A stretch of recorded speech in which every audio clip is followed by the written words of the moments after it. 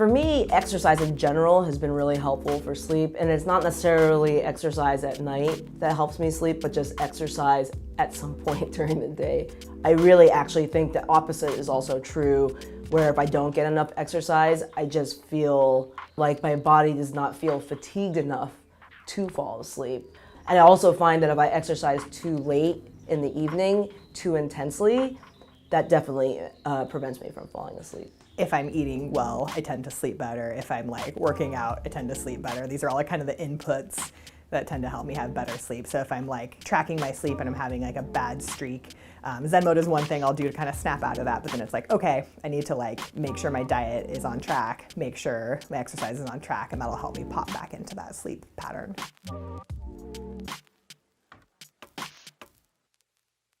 Yeah, I really have done my best to maximize my room for sleep and really just make it the place that I go to sleep.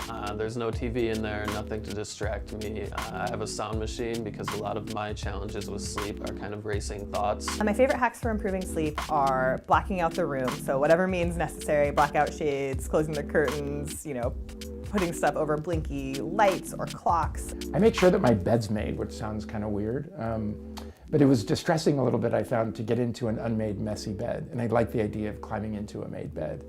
And then I read for about 45 minutes. I wear my True Dark glasses, block out all the jangly, noisy light that I might be experiencing. And then I do 5 minutes of meditation and fall asleep. Like, how I get ready for sleep is an act of consciousness. I used to think of sleep as this sort of accidental thing that happened at the end of a very long day.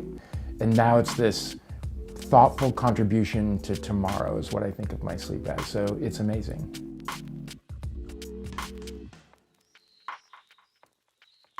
My favorite hacks to improve my sleep are definitely sleep mode and Zen mode. It took me actually longer to try those two together because sometimes taking 2 supplements at the same time for your sleep feels really scary. But when I tried those 2 things together, I realized that it had a magical effect on my overall quality of sleep. And when I take sleep mode and Zen mode together, I don't have that hangover effect. Whether you're having sleep issues or not, I think integrating meditation into your life can have some profound effects. So all of my apps turn off at 9 p.m. except the Audible app. And I really just get into bed. I listen to, right now I'm listening to Sherlock Holmes on audio.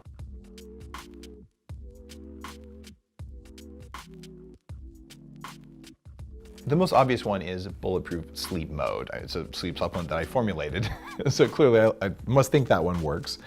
But another trick that few people knew about until I wrote the first blog on this is about taking collagen before sleep. Collagen is a very rich source of glycine, which can be a calming amino acid. So taking Bulletproof Collagen, for some people, they use a scoop or 2 of that before bed, and they just sleep better.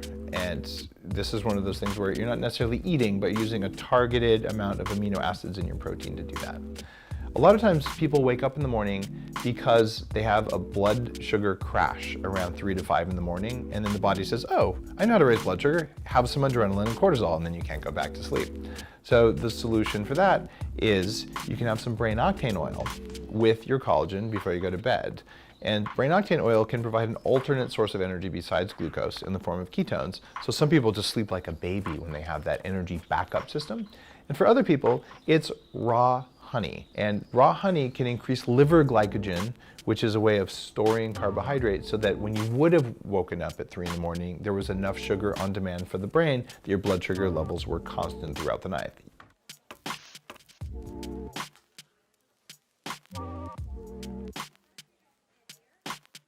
Now, if I actually get a fair amount of deep sleep, I can sleep for 6 hours if I get 2 to 3 hours of deep sleep and be good to go. Whereas before I was getting 8 hours of sleep, but only like an hour of deep sleep and still waking up tired.